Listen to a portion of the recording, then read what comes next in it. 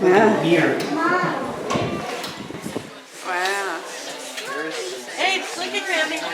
Over here.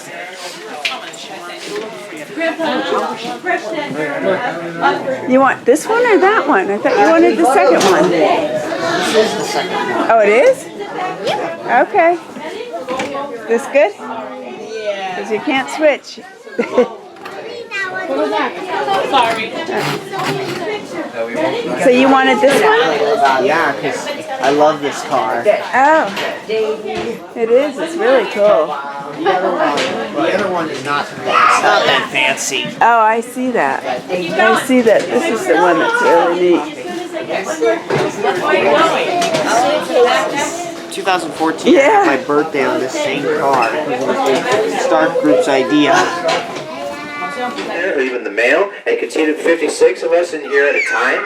Now, being that this is over 95 years old, this car is 95 years old, let's start with a few safety tips. Please bear in mind these windows are just as old as this car. If you happen to open them up, you can, but if you need assistance, just let me know. But please bear in mind they will intend to close without warning. What I mean is, you open it up and they'll go down like that. So please be very, very careful of that. Do not stick any body parts out there at any given time, meaning your fingers, hands, arms, legs, heads, children, or anything else. If you happen to stick your camera or phone out the window, it's going to go out the window. You might as well just say goodbye to it. Commodity for hauling, freight was iron, and then it was anthracite coal beginning in the early 20th century. I'll get into that in just a little bit. Right over here is one of the oldest pieces of rolling stock here at Steamtown. Right there, that rotary snowplow right there is what it's called. It was built back in 1898 by the Long Island Railroad. That's the oldest piece of equipment here at Steamtown.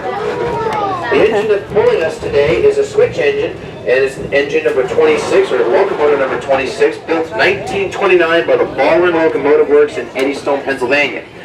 After 20 years, the locomotive was actually assigned as a yard goat, a shop goat, indicating that it was assigned to pull parts, flight cars filled with engine parts from one building to another and transferring them from one building to the other, where those parts would be used to build the steam locomotives, the big engines.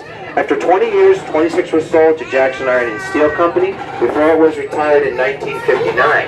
And then in 1981, 26 was restored to operating condition, and it was renumbered as number 3, for the Nickel Plate and Mad River Railroad Museum. And then in 1990, 26 officially came here as another locomotive used for pulling these yard trains and also small excursion trains on the former Delaware and Hudson line going to Carbondale.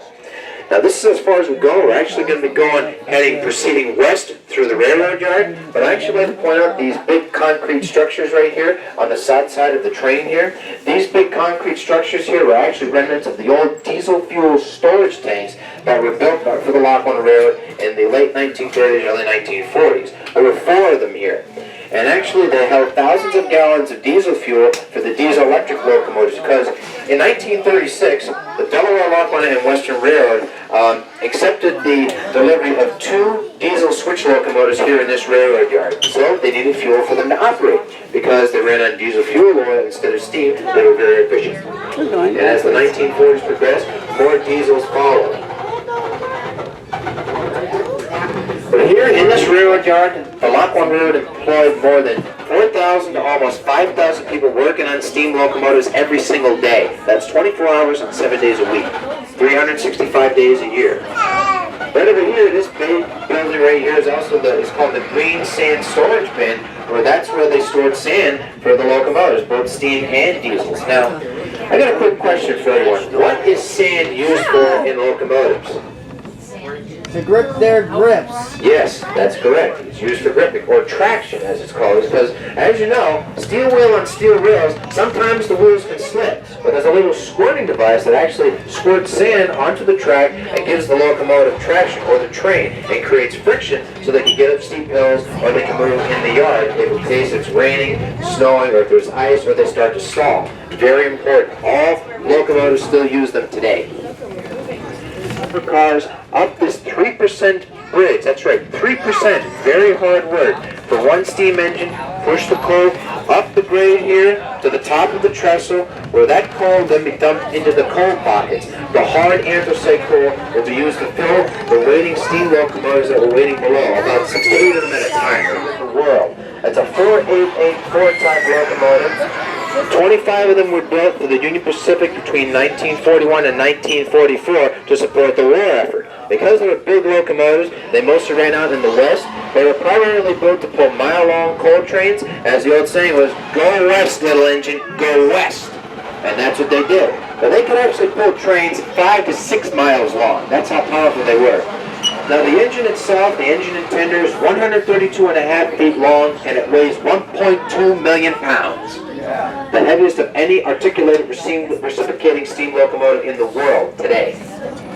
Now, out of the 25 big boys that were built for the Union Pacific Railroad, 17 of them were scrapped. 8 still exist today, one of which is here in Scranton, and they're in various places, including Nebraska, Wyoming, and Texas. And there's actually one being restored out in Cheyenne, Wyoming, which is engine number 4014. And that engine will be in operation by 2019 for the 150th anniversary commemorating America's transcontinental railroad connecting the East and the West. That one's cool. I like that one. 1972, they're in the days of the Erie Lackawanna Railroad. Type engine. And the other engine that's like that engine right there is on display today in a museum in Montreal, Quebec. And they actually broke the speed record as the fastest locomotives in Canada, 120 miles per hour. If you get a chance, see its sister engine up in Montreal, Quebec. The only 2 of that type of locomotive still in existence today. And also, I also see some Lackawanna electrics. Volunteers and the train crew, we are here to keep this going. I've been here since 1986. I myself, I've been here since 2009, 2010. And at that time, I knew a lot about Steamtown and steam locomotives. There was a lot to learn about the whole entire history of Steamtown as well. But the whole history of Steamtown here is to know of the understanding and the role of what steam railroading played in the development of the United States from nothing to what we see it as today, because this is actually living, breathing history right here today. That's what this park stands for. And that's what we try to keep going. But bear in mind, just keep that in mind when we stop. Engine's going to give one blast on the whistle, and then what we're going to do, we're going to proceed through the west end of the car. We're going to exit that way.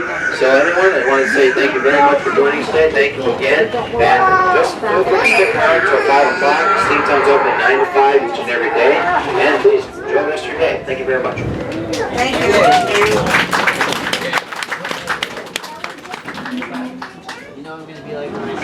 When we stop now, You better fall right this way. It's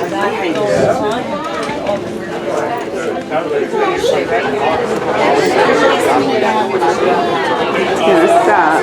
Time to say that it's stop.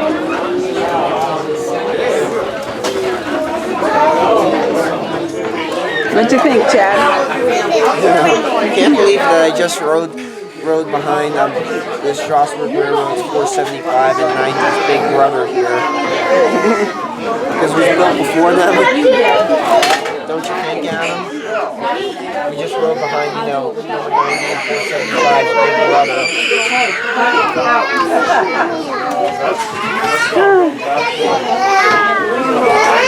Where's the blast? Where's the whistle? Didn't hear it yet. Chad, wait. I didn't hear it yet.